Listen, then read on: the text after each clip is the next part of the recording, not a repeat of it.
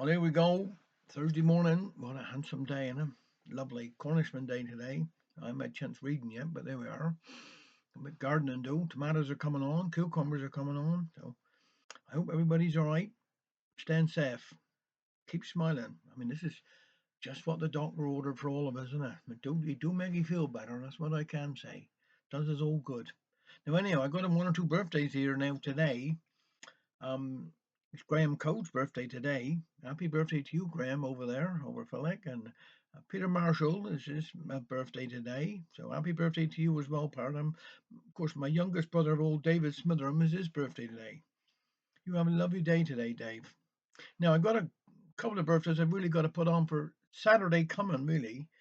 Um, Johnny Elliston is a great friend of mine from up there in Luggan. His mum and dad, but Johnny's a real great friend. Happy have a lovely birthday on Saturday, boy.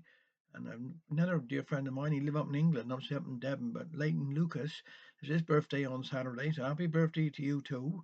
And then I got another brother whose birthday, Ubi, is his birthday on Saturday. Happy birthday to you, boy. Hope you have a lovely day. And we've got a special birthday as well this Saturday. It's the late Rick Viscola. He would have been 84 on this Saturday coming. So our thoughts are with his family out there in America, but a great hero from the 9/11 disasters, born in Hale. Someone to be proud of what he achieved in his life. So just sending our thoughts and prayers to Rick's wife and children out in America. Anyhow, I'm going to do a little story here today. This one's by Johnny Barber. Off the record, this one's called Off the Record. Industrious, thrifty, and wanting a job, yet lacking the means to earn a bob. A wife and three children, a roof and a bed, but the cupboard was empty, yes, even of bread. And that, in a nutshell, was Benjamin's plight as he crept into a field on a cold winter's night. The farmer was taking his usual walk just prior to retiring. He tended his stock, and was crossing the yard to his fireside again, when he paused to consider the weather, and then he seemed to detect a slight scurrying sound from that part of the field where the turnips were found. So scanning the patch, he discerned, sure as fate, the form of a man who was climbing the gate.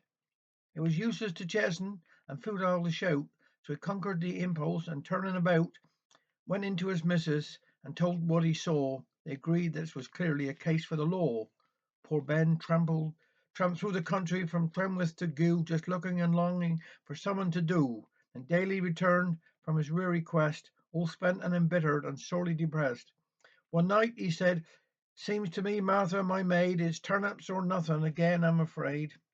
He little suspected when near in the field that a figure was quietly standing concealed just across from the gate, for he hadn't a clue that the law was alerted and following through. On the farmer's report, so turnips in sack, he returned to his home with the law on his back.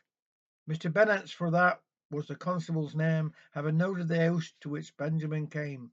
Hung around for a while, 20 minutes or more, then went into action and knocked on the door. It was Martha who answered the summons and said, "Mr. Bennett is here. Better speak to him, Ben." "Come in, Mr. Bennett. Come in, take a chair. Put the children to bed, will you, Martha, my dear?"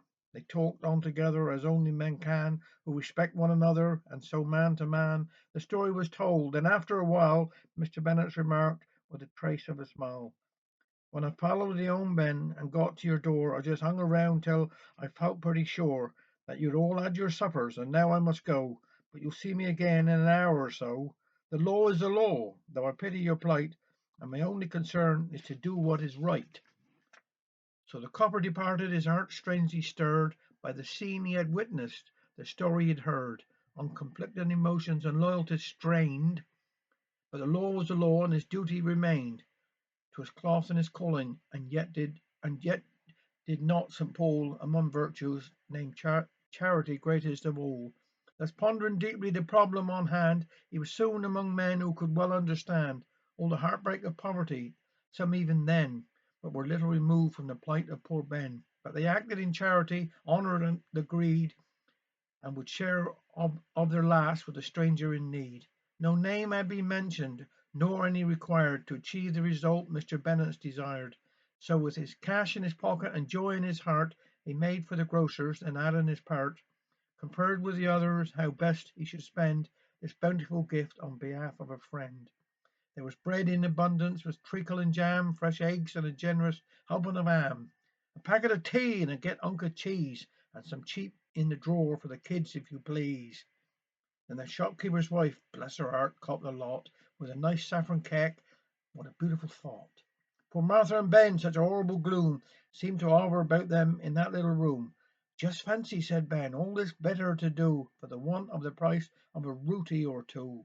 Then footsteps were heard on the cobbles outside. Be prepared for the worst, my dear, Martha replied.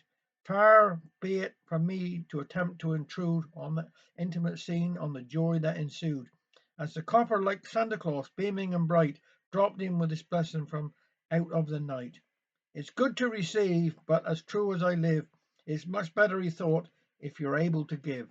I'm glad to report that in charity's cause no record appeared in the book of the laws, for the farmer was ready and glad to concede to the claims of distress to a person in need.